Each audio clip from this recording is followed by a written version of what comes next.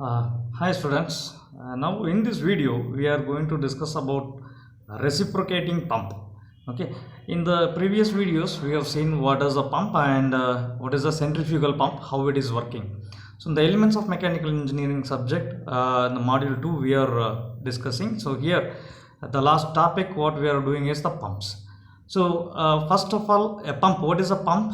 The pump, already we have discussed that it is a device which converts the converts the mechanical energy into a hydraulic energy. Okay, in earlier we have seen that turbines and all. So there we have converted the hydraulic energy into the rotation mechanical energy. But here the pump is by rotating the wheel, rotating the shaft, okay, and rotating the impeller. We are going to sucks the water and we are delivering the water to a another location. So that's what we are these pumps are helps to move the liquid or any hydraulic, it may be oil or it may be water or whatever it is.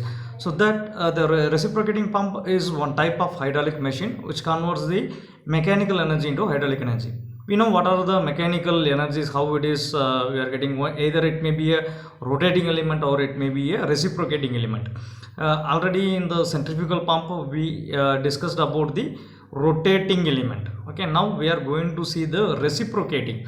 So how it is done by the reciprocating motion. So in this reciprocating pump, it sucks the liquid into a cylinder, okay, containing a reciprocating piston. Just like in the IC engines also, this is further classes we will see, a piston is a part which is moving inside the cylinder. So when it moves inside the cylinder, it creates a vacuum, so that it sucks the water inside, and when it moves it compresses the liquid, a high pressure is getting created so that it will deliver the water. So this is the function, is the principle of this, and this is called a positive displacement pump, which consists of a piston and a plunger. Okay, we call it as the cylinder. Normally piston is the piston is present in the cylinder in which it does the reciprocating motion. So the water is delivered, it is helpful to deliver the water to a higher altitude. Normally water or any liquid can flow from a higher altitude to lower altitude without any device, it's not required. So because of the gravity, automatically if you connect a pipe from the higher altitude to lower altitude, the water will come downwards. If you want to move to a higher altitude, so that we need a device. The device is now it is going to be operated with any reciprocating motion or rotary motion. So in this reciprocating pump, the parts, what are all the parts are here, let me see. One is suction pipe and the cylinder with the piston is there, and the cylinder is connecting with a connecting rod to a crank, that is a shaft which is having the crank. So the reciprocating motion takes place with the help of the rotating of these rotor, so that it is moving left and right, the to and fro motion of this piston takes place here. So when this suction takes place, the piston is moving towards the left, that is due to the rotation, it creates a vacuum. Let me study in the further slides. So here a delivery valve is there and the delivery pipe is there. Through the delivery pipe the water is flowing to the higher altitude, that is the overhead tank. So the air vessel, here it is there, air vessel is there, and it will get stored when high pressure is there. Let me discuss in the further slides.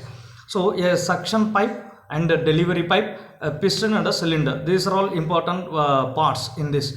Okay, so here what we are going to do, that we are seeing the other parts of this reciprocating pump.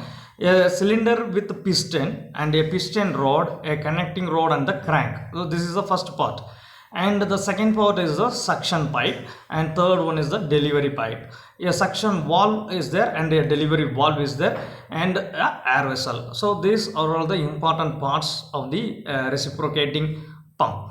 So let me see one by one how it is going to be function over here. A cylinder with a piston and a piston rod connecting to a crank. Okay, now actually how it is working is, a cylinder is a uh, closed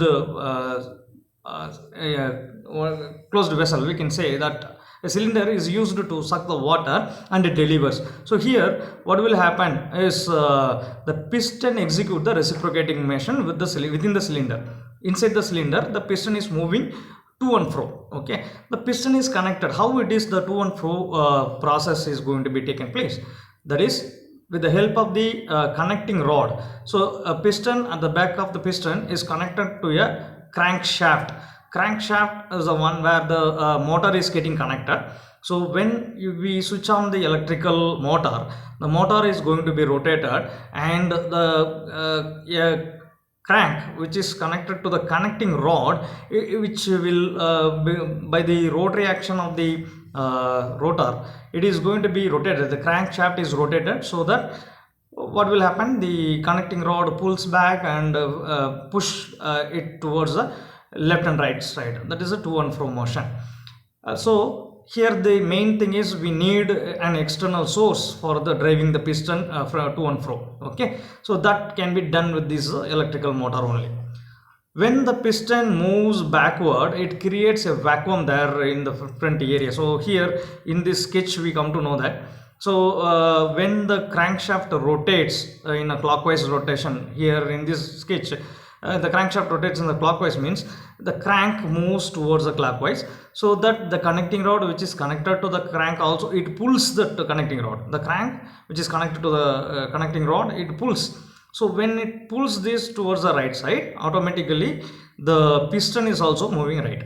So that time what will happen is here suction, that is a vacuum is created. So when the vacuum is created, the suction valve gets open. Suction valves in the suction pipe. So what is a suction pipe? Is a pipe which is connected in the inlet of this cylinder.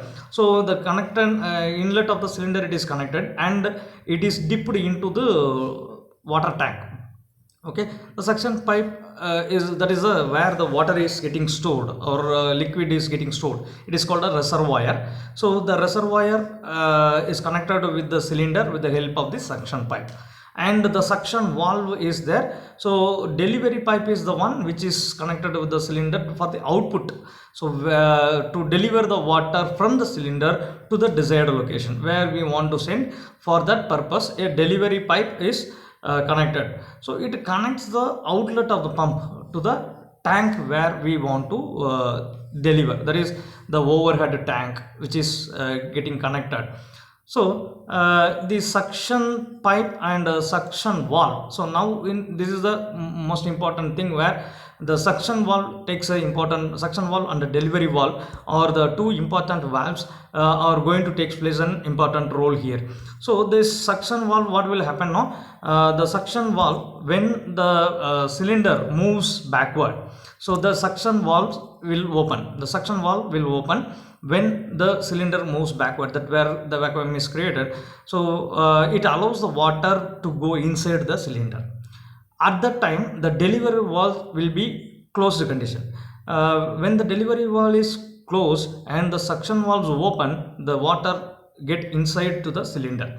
Okay, and when the crank is rotated to the rightmost layer, and the piston movement to the right side dead end, until that the water is getting sucked in, and another half of the rotation of the crankshaft, when the crankshaft is rotated to the another half, this piston moves towards the right, because the crank is now pushing the connecting rod, so that the piston connected is also pushing that one. So here the delivery valve is going to open, so that the water already inside is going to be getting delivered.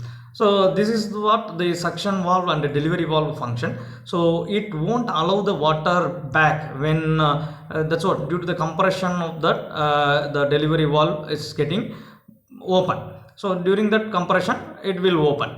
So this is how the delivery valve and the suction valves are working. Then air vessel is in the reciprocating, it is used for the uniform discharge rate. It provided both the suction and delivery valve for the uniform range, because suction takes place and then later the compression takes place. So the water will get the discharge will get intermittent discharge here. So the air vessel will help for the storing of water or during the pressure. It will be there, and it will help for the smooth flow of the water. Okay, so single acting reciprocating, as a summary, it will be during suction stroke the piston moves backward and it sucks the water. During suction the delivery valve remains closed, okay, and there is no discharge on that time. So after suction the piston moves forward, the delivery valves open, but the suction was getting closes. The piston moves forward, exert the pressure on the liquid at that stage so that it escapes to the delivery valve. So this is how this reciprocating pump works, and the advantages of this reciprocating pump is high pressure can obtained at the outlet. Priming process is not needed in this pump, and it provides high suction lift. It's also used for the air. Here also there is the suction valve will not allow the water go back, so that is the one thing.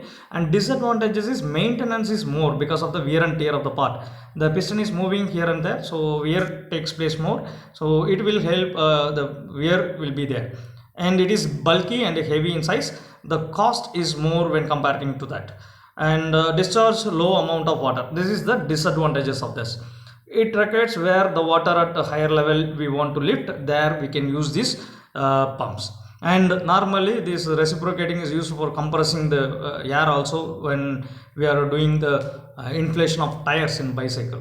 Okay, fine. This is the working of these reciprocating pumps. So we have seen centrifugal pump and reciprocating pump in this topics. Okay, thank you.